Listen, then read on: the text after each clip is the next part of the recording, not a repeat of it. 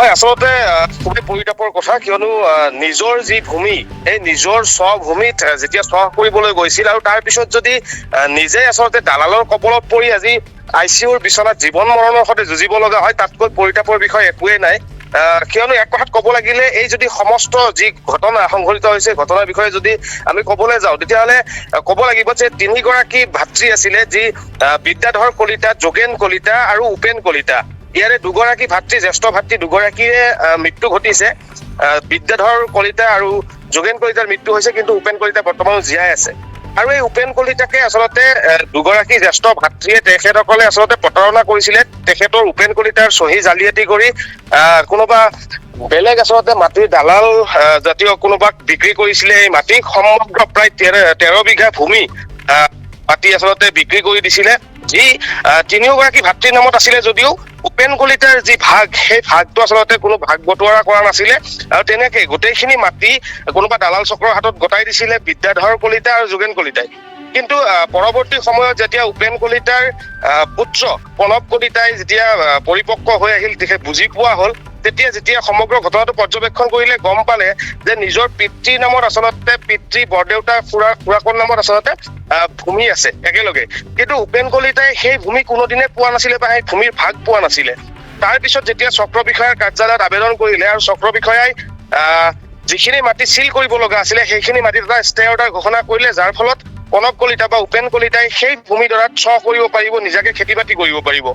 আৰু তাৰ ফলতেই খেতি বাতি কৰি আছিলে সেইদিনাখন হাল মাৰি থকাৰ পিছতে যিদিনাখন ঘটনাটো সংঘটিত হৈছে সেইদিনাখন যেতিয়া হাল মাৰি আছিলে প্ৰণৱ কলিতাই তেতিয়াই এছাম দালাল চক্ৰই আহি বহু কেইগৰাকী দালাল চক্ৰ আছে ইতিমধ্যে আমি বাতৰিত উল্লেখ কৰিছো নামকেইটা আৰু তেওঁলোকে আহি আচলতে পিছফালৰ পৰা প্ৰণৱ কলিতাক বল্লাম জাতীয়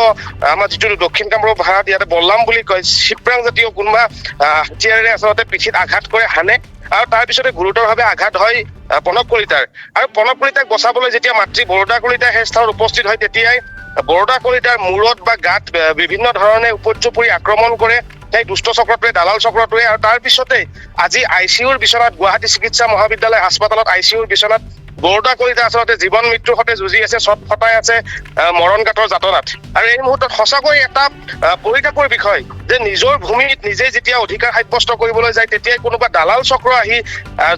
যিটো হাৰত সমগ্ৰ অসমত এতিয়া দালালৰ দপদপনি চলি আছে বিশেষকৈ দক্ষিণ কামৰূপত যিটো ভূমাফিয়াৰ যিটো দপদপনি এই দপদপনি আচলতে ইমান সীমা চেৰাই গৈছে যে কোনো ভূমাফিয়াই আজি মাটিৰ প্ৰকৃত গৰাকীকো মাৰিবলৈ আচলতে কুণ্ঠাবোধ কৰা নাই যাৰ ফলত জীৱন মৃত্যুৰে যুঁজিব লগা হৈছে মাটিৰ প্ৰকৃত গৰাকী হয় মনসাগৰ আপুনি সবিশেষ তথ্য জনালেই এই মুহূৰ্তত আপোনাৰ জৰিয়তে জানিব বিচাৰিম যিহেতু এই চাঞ্চল্যকৰ ঘটনাটো সংঘটিত হ'ল ইতিমধ্যে কেইবা আঘাতপ্ৰাপ্ত হৈছে বা জীৱন মৃত্যুৰে চিকিৎসালয়ত যুঁজি আছে এই সন্দৰ্ভত আৰক্ষী বা প্ৰশাসনৰ লোকক কিবা খবৰ দিয়া হৈছে নেকি হয় নিশ্চিতভাৱে ইতিমধ্যে আৰক্ষী বিজয়নগৰ আৰক্ষী চকীত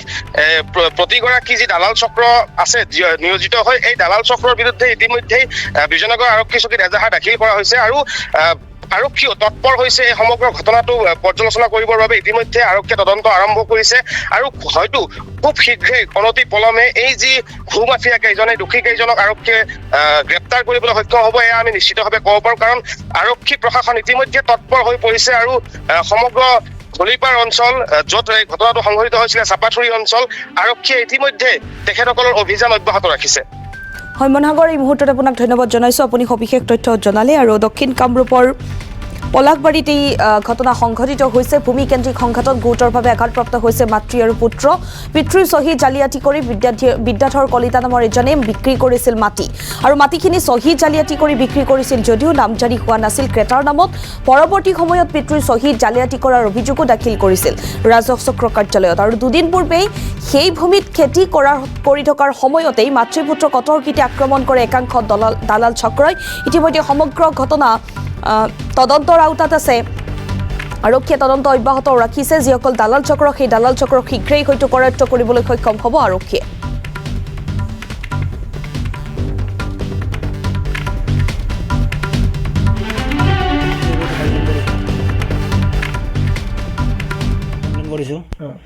কমপ্লেইন কৰাৰ পিছত মই মানে কি কোৰ্টৰ পৰা অৰ্ডাৰ কপি এটা দিলে মোৰ মাটিটোত যে মানে কি তেখেতসকলে তাৰে মই ষ্টে অৰ্ডাৰটো অনাৰ আগত পুলিচৰ পৰা মোক এখন কাগজ দি গৈছিলে কমপ্লেইন এখন দি গৈছিলে যে মাটিটো চিল মৰা হ'ব সেনেকুৱা চিষ্টেম। মইতো গম পোৱা নাই, মই ইংৰাজী পঢ়িব নাজানো। সেনেকুৱা ক্ষেত্ৰত মানে কি কপিটো ৰাখি ল'লোঁ ঘৰত। কিছুদিন পিছত যেতিয়া মই কপিটো দেখুৱাই ল'লোঁ ছাৰহঁতক, দেখুওৱাৰ পিছত মানে কি ক'লে কি এইটো মাটিটো চিল হ'ব। চিল হ'ব বুলি কওঁতেতো মোৰ এইফালে ফাৰ্ম আছে, তাত মই খেতি কৰি আছোঁ, মোৰ গাহৰি ফাৰ্ম আছে, ব্ৰইলাৰ ফাৰ্ম আছে। মই এইবিলাক কি হ'ব যদি চিল হৈ যায়? মোৰ নিজৰ মাটি, মই নিজৰ মাটিত মই কাম কৰি আছোঁ, মই কি কৰি খাম তেতিয়া আৰু? এনেকুৱা হেৰি কৰোঁতে মানে কি কোৰ্টত যেতিয়া মই আপিল কৰিলোঁ, আপিল কৰোঁতে মোক ষ্টে অৰ্ডাৰ কপি এটা দি দিলে যে মাটিটো চিল নহয়, তুমি যি কৰা তাকে সেইখিনি খেতি হয় কৰি মই ফাৰ্ম চাৰ্ম কৰি মই এইখিনি কৰিব পাৰিম। বিক্ৰীটো মানা আছে। মই মাটি বিক্ৰীৰ কাৰণে নাই, মই কাম কৰাৰ কাৰণে মই ৰাজি আছোঁ, মই কাম কৰি যাম আৰু মই খেতি বাতিখিনি কৰি মই ফাৰ্ম চাৰ্মখিনি মই চলাই কিনে যাম। এতিয়া সেই অনুযায়ী মই কামত আগবাঢ়ি আছোঁ। এতিয়া মাজত আজি 4 দিন আগত যিখিনি হ'ল, এইখিনি এওঁলোকে আহি হঠাৎকৈ মই হালবাৰী থকা অৱস্থাতে এওঁলোকে আহি মোক মানে কি অত্যাচাৰ কৰি দিলে।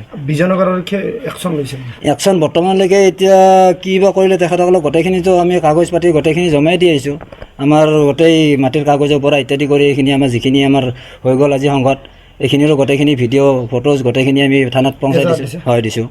ইয়াৰ আগতে তেখেতসকলে চোৱা কৰিছিলে নেকি মাটি? ইয়াৰ আগত তেখেতসকলে চহ কৰিছিল মানে আমাৰ বৰদেউতাহঁতে যেতিয়া মাটিটো মানে কি বিক্ৰী কৰি দিলে,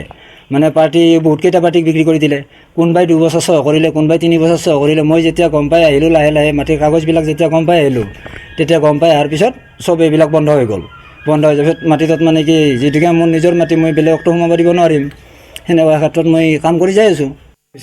আমি STCF